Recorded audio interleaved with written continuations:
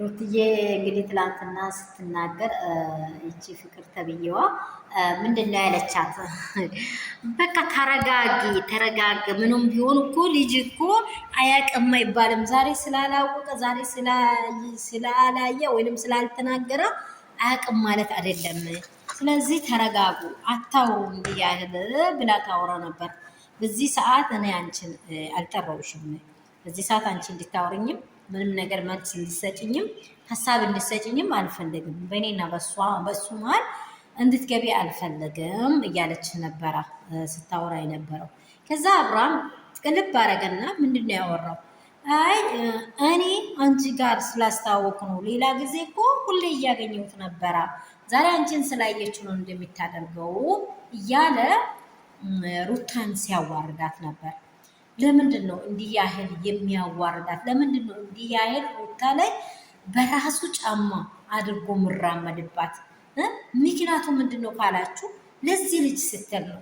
እሷ የተረገጠችውም እንዲህ ያለ ዋጋ የከፈለችውም ለዚህ ልጅ ስትል ነው።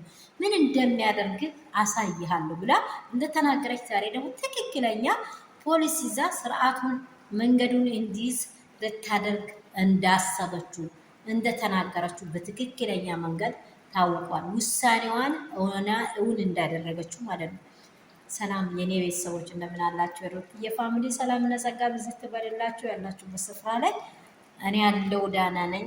ላይክ ሼር ሰብስክራይብ ማድረጉን እንዳትረሱ። ግን ሩታን ምንድን ነው የጎዳት ካላችሁ አብርሃም ነው የጎዳት።